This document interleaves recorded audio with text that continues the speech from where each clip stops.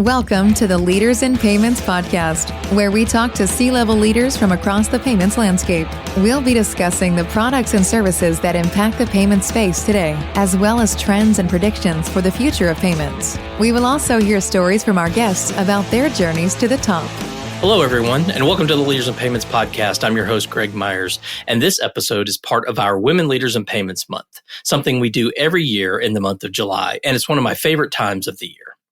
This year's theme is redefining leadership, influence, impact, and innovation. So those are some of the things you're going to be hearing about during the month of July. So first, a special thank you to our sponsors. Our title sponsor is WorldPay. Our participating sponsors are VisiPay and Payroc. And our episode sponsors are The Clearinghouse, Ingenico, and PaySafe. So special thanks to those companies. Today, I'm honored to have as our special guest, Andie Hill, the Executive Vice President of Agent Sales for Payroc. So, Andie, thank you so much for being here and welcome to the show. Thanks, Greg. Thanks for having me. Happy Friday. Yeah, same to you. So let's have a little icebreaker to get started. So if you could have dinner with any female in history, could be past or present, who would that be and why? And what kind of restaurant would you go to? Oh, that's so hard. So probably go with like a Joanna Gaines from Magnolia out of Waco. So I have some family ties back to Waco. So I've seen a lot of the things that she's done with the community, but I love her story. I love that she's this, family, this mother. She's an entrepreneur. She's gone out and built not just this business and the decor side, but also in the building side. And then now in the restaurant and cookbook. And it's like it never ends, but I love her spirit. And she never seems like she's run down. She always seems like she's ready for the next, big thing. And so I kind of would love to sit with her, and I've seen a lot of her little cooking shows. And so I would probably say maybe not a restaurant. I get to eat in a lot of restaurants in my real job. So probably like in her kitchen. Like I would love to sit there with a glass of wine and have her, maybe either have someone prepare something out of one of her cookbooks, or maybe just sit there and show me how to do some of those things and, just talk about life and, hey, where'd you get that picture from? How'd you get this idea to do this decor kind of thing? So that's awesome. Probably where I'm most comfortable is, hanging out in someone's kitchen and drinking some wine and chatting it up. But that would probably be my perfect scenario. Awesome.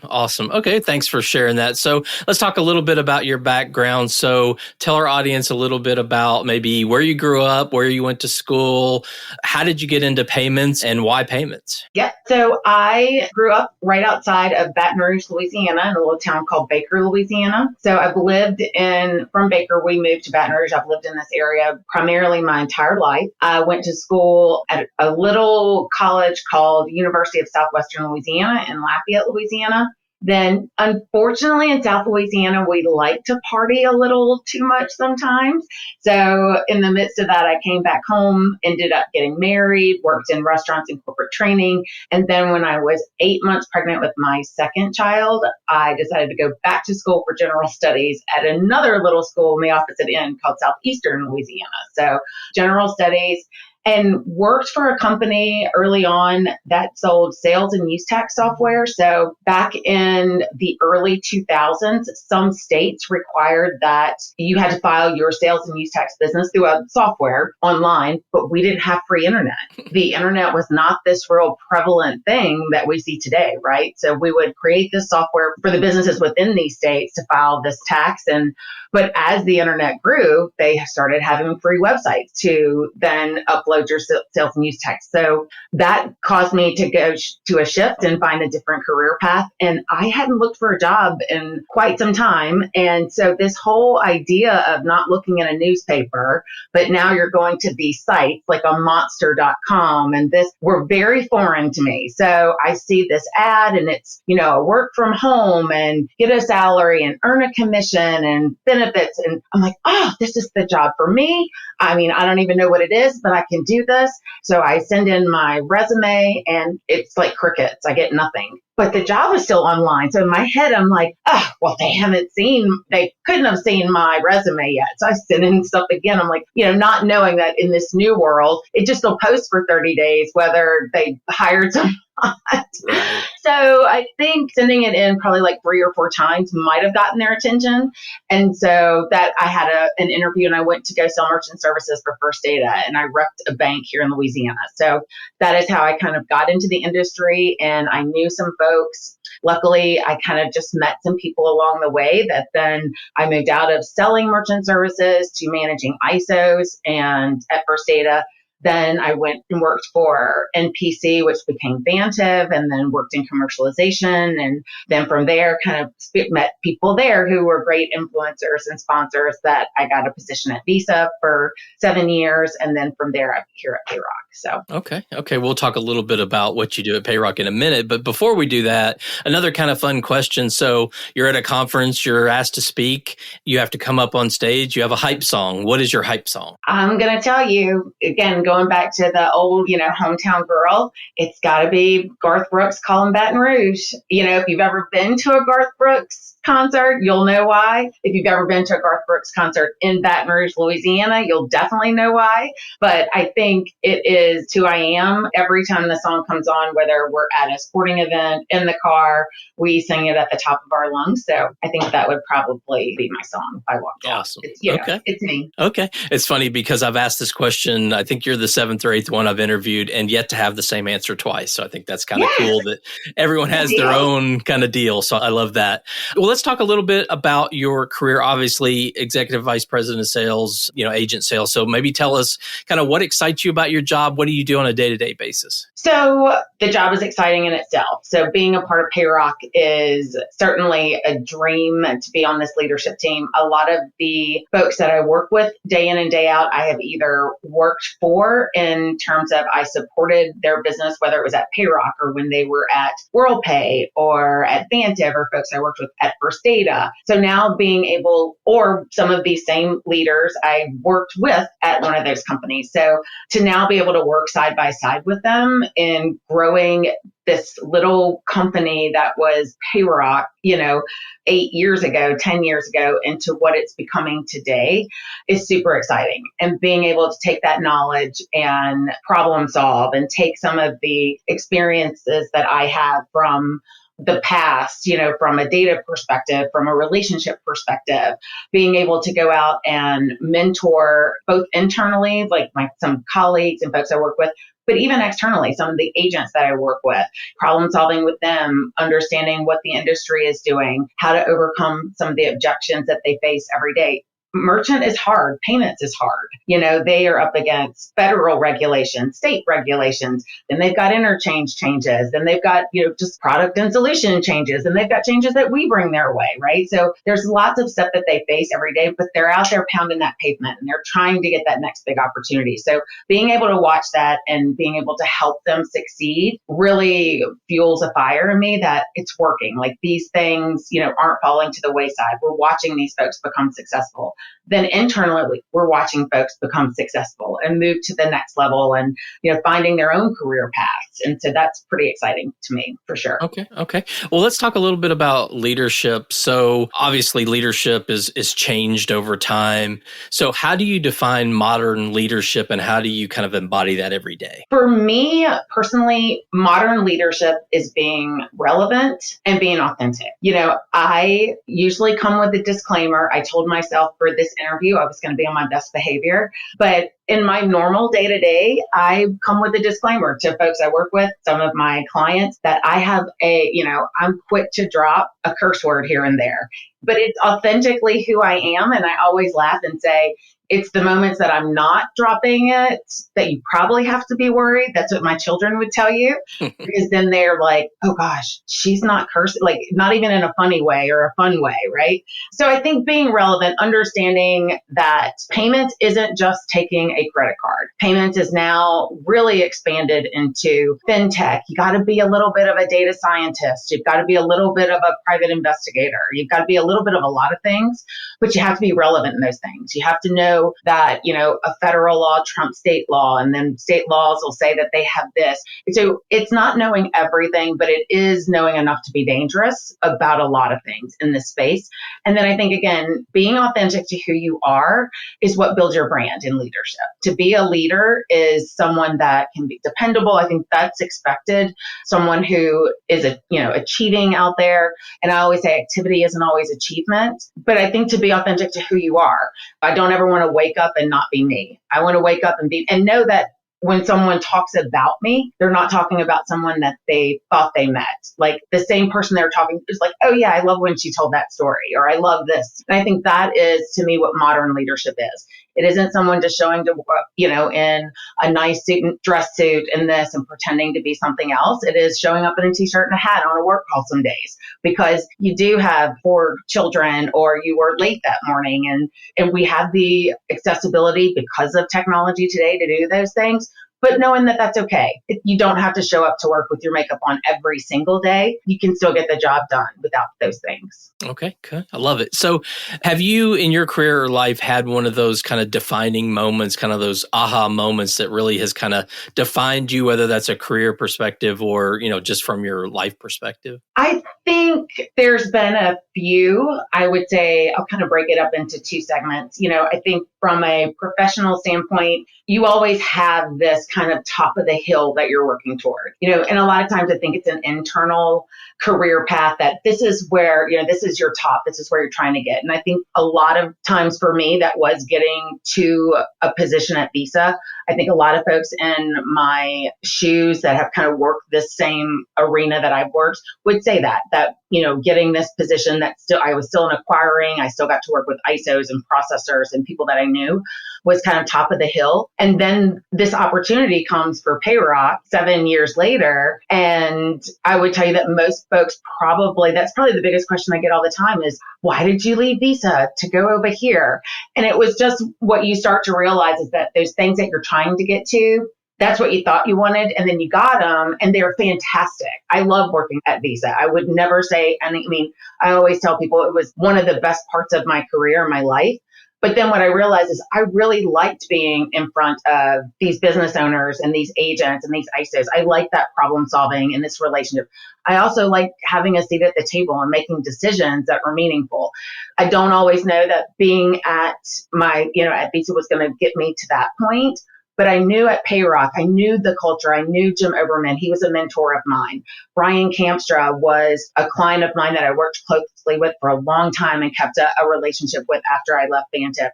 That this was this place that I wanted to be. And so I think, my husband probably looked at me sideways when I said I wanted to do this, but I have a plaque on my wall that says that this may be the moment that you were created for.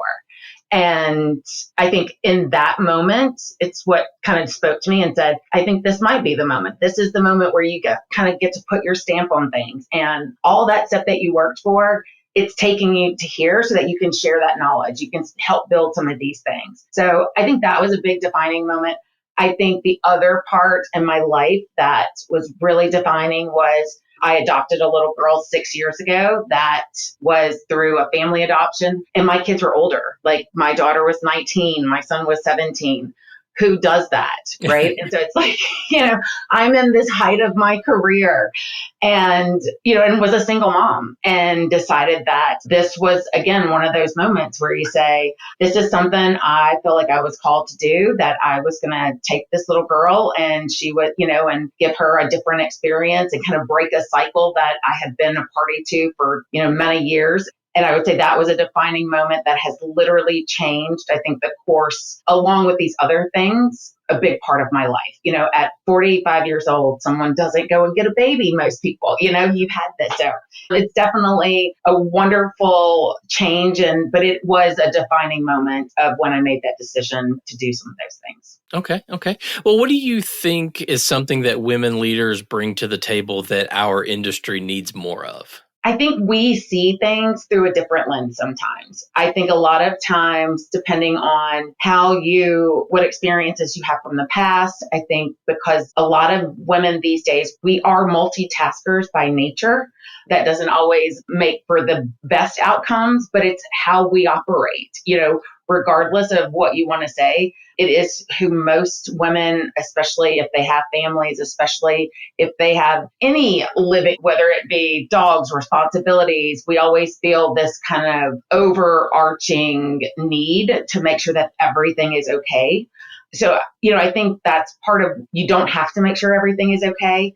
As being the leader, it's okay for things to fail. Like, I'm a big proponent of, you make a decision and you can always change it, right? And I think as leaders, we have to embrace that. And we have to say that it is okay to not have all the answers. It is okay to walk into a meeting and say, I don't know. This is the first time I've heard of this. Or ask a question if you don't understand something. Or say, we're going to do this. And if it doesn't work, we're going to pivot the other way. This is, it's not brain surgery. Someone is probably not going to lose their life over it. Might feel that way sometimes, but it's not. And tomorrow, if that decision isn't the right one, we can change it. We can make things different. And I think sometimes we're afraid as women to walk into a room and say those things because we feel like the judgment is going to be too much. And I think we have to embrace that it's okay. We can walk in and say those things, and it's just like if anyone else says it. So. Okay. Well, let's talk about innovation and influence. As you well know, the payments industry is fast changing, ever changing. So how do you stay innovative as a leader? I think you have to be up with the trends. I think you have to kind of, like I said before, you got to know a little bit about a lot of things. The trends are massive. The upswing in the technology that we've seen, it's almost, we just feel like we started to really get a good handle on integration and ISVs. And now here comes AI, right? And here comes blockchain. And here comes these other things. And so it's like right when you get where you feel like you got a good understanding, it's like, wham, here's something else you got to learn about. So I think staying on top of that through whatever content that you like to absorb through, whether that be media, print, if you like to do productivity classes, whatever your preference is, but always staying on top of that. If it's going to conferences and attending breakout sessions, if it's going to your own culture club networking groups, ask the questions, understand, what are people's pain points out there from all aspects. I'm a big proponent that usually one person's problems for an agent is likely the same problem to an extent that the ISO is feeling, that the ISV is feeling, that the bank customer is feeling. So listen to all of them and understand what, these pain points are. I think it can only make you better. But I do feel like the technology piece is going to be kind of the leader of the pack as we look at the changes and what you need to understand for payments and how fast that technology is moving. I know earlier you and I were talking about ChatGPT. AI is, I think everyone is starting to use it, whether it's to make your PowerPoint, to ask it a question. We're seeing it in risk being used. We're seeing it in other formidable ways that a company can use those things. It's funny because most of us just use it for, hey, what is the statistics of this baseball team? And what we're realizing is that it's so much bigger than that. Like it's so much bigger than the average person just asking it a question. And I think we're going to start to uncover in our space more and more what those type of technologies can really do for us. Okay. Well, you may have just answered the next question, but I'm going to ask it anyway. What is the one biggest trend or change in our industry that you're really keeping a close eye on? Yeah, again, I would say it's the tech piece. I think everyone, selling ice cream shops, payments keeps the lights on for sure. But I think understanding that putting these tech pieces in place is going to keep your merchant there longer. It's going to keep those relationships closer. Stickier is a word we always like to use, those value propositions. And even that ice cream shop who used to have a terminal, he's probably going to go to something on a mobile app on his phone, right? Which again, that's this new piece of technology that you're bringing, to the forefront. We've seen that with other competitors like a Stripe and things like that. I think we'll start to see even more of those types of innovations. We'll start to see, we're seeing the contactless, P2P, contactless tap and goes and things like that. So I think the tech piece of innovation and the movement of money between just peers and people, even a lot of us use the Venmo and the PayPal and things like this, But even just being able to stand next to my kid and tap my phone on her phone to put money in her bank account, I think is not something that's far in the future. I think it is something that's where you won't even have to go onto an app to do things like that. But I think it's going to be those technologies that are going to start to solve some of the more traditional things that we've seen in the market to date. Okay. Well, how do you think that women leaders can influence the future direction of our industry? I think they have to be present. I think they have to show up every day, because regardless, in payments is probably still a 4-to-1 ratio, male to female leaders. And there's nothing wrong with that. But I think we, as women leaders have to show up, and we have to be at the table for the discussions. We have to know that it's okay to make decisions. It's okay to have work-life balance. It's okay to have these things. You don't have to have one or the other. There is a place for all of it. And I think as women leaders, we have to have a voice. You have to get involved and make your own brand. It's okay to have a brand, which is one of the things that I love. Like, I feel like when someone says my name, or I have friends and, I know exactly, not that person's name, I know who that person is. I know what it's like to sit next to them at a dinner. I know the ones that like to tell stories. I know the ones that are going to be really up early in the gym in the morning and things like that. I think it's fun to know those brands, and you want the best brand for yourself as a leader. So doing those things to build that brand is life-changing. I think that's what makes someone a solid leader, is to know who they are and be authentic to themselves to do those things. Okay. Well, let's talk a little bit about mentorship and impact. So have you had female mentors or sponsors, and maybe who were they? You don't have to name them if you don't want to, but who were they, and what impact did they have on you? So I have been fortunate, as I said earlier, I would not have found my way to this spot without the sponsorship that I've had for some of the folks that I've worked with, all the way back to First Data. I would tell you, folks, Kim Fitzsimmons, I almost feel like you're going through a who's who.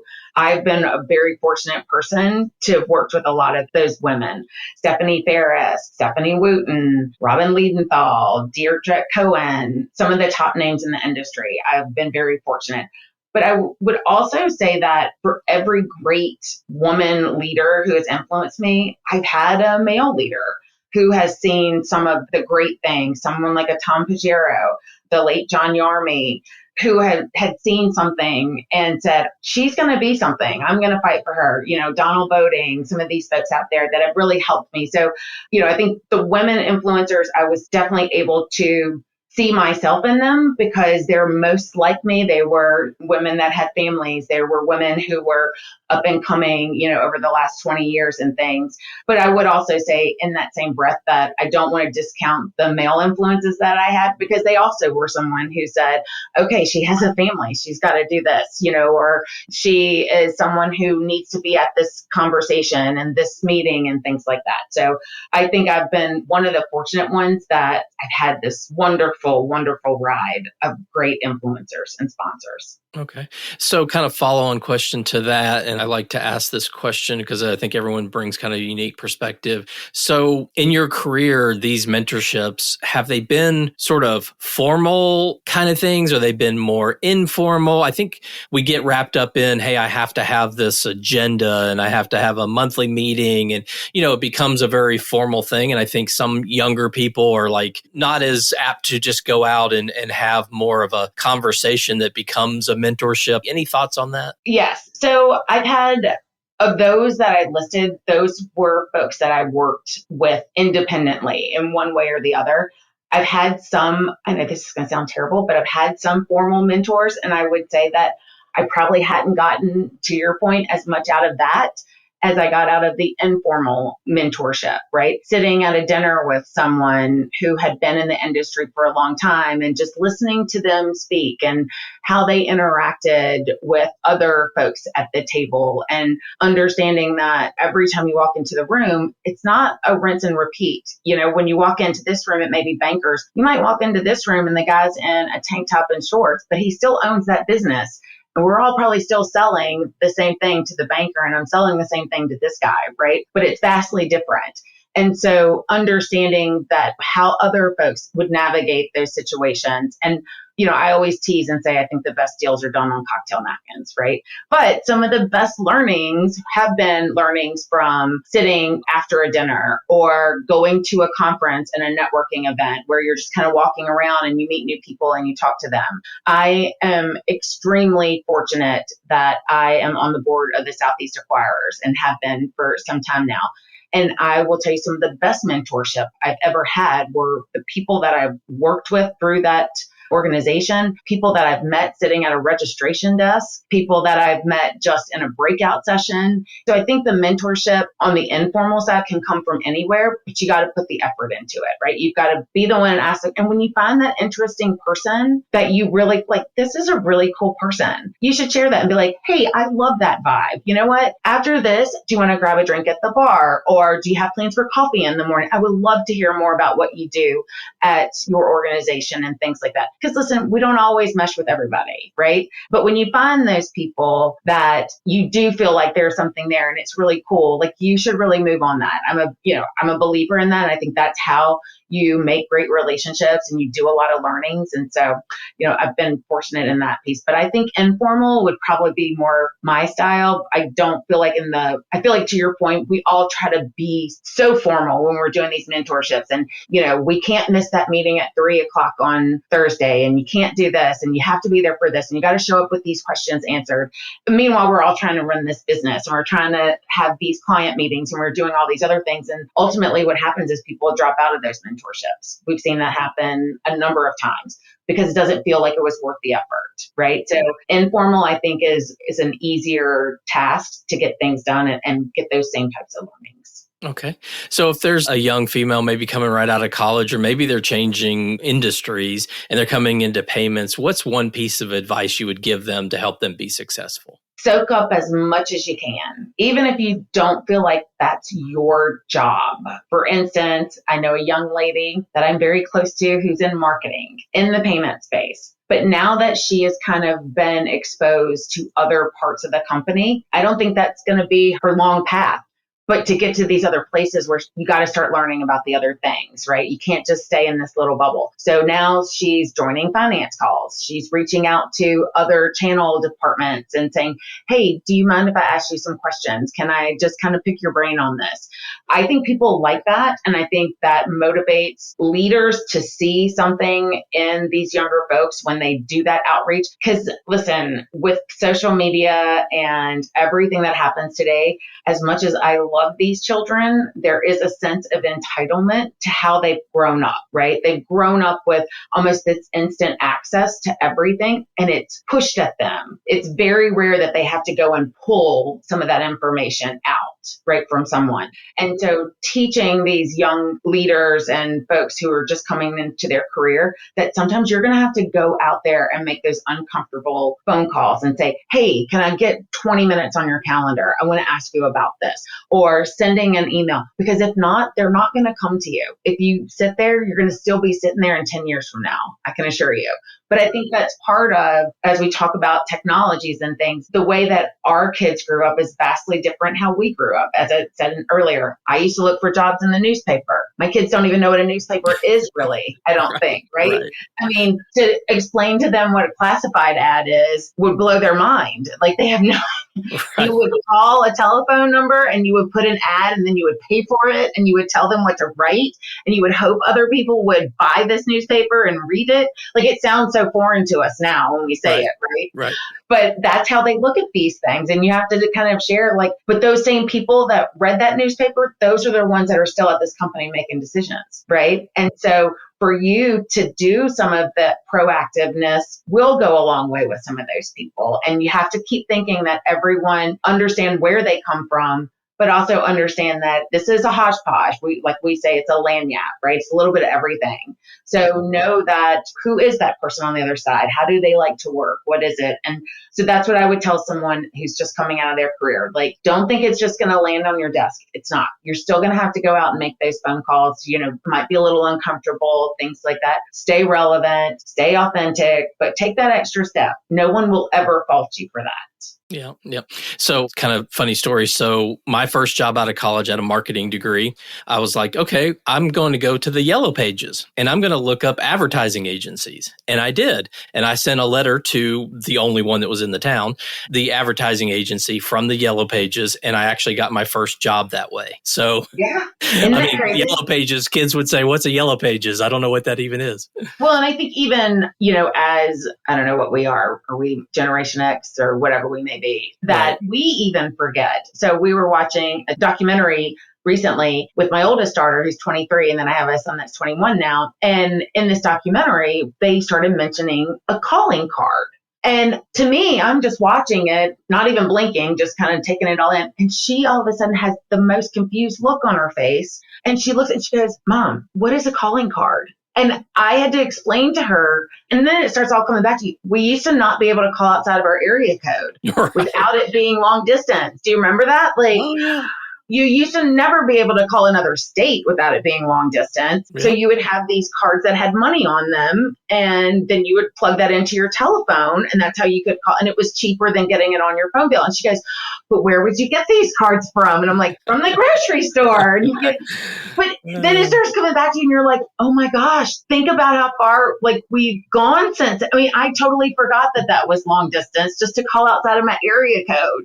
Because now you can call to Mexico and Canada and across the globe, and it doesn't even cost you any more on your phone plan, right? And so it's just crazy when those little pieces of things come up, and it starts to remind you that how different these new folks entering into the career market, what they grew up in versus what others have grown up in, and what it's going to look like in 20 years from now.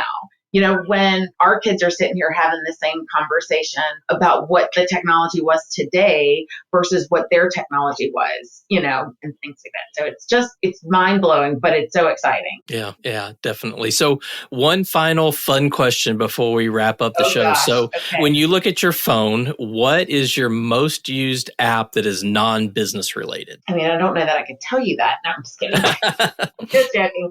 I would like to say that it is Amazon, but in reality, I probably have to say that it's Venmo, because I do have 4 kids that I feel like I'm constantly moving money or paying their roommate the $30 for electricity bill and this, for college and these things. So I would probably say Amazon is probably the most used, but then relevantly most used would be the Venmo. Okay, great. So before we go, I just want to open the floor, see if there's any final things you want to discuss or any topics that maybe we didn't touch on.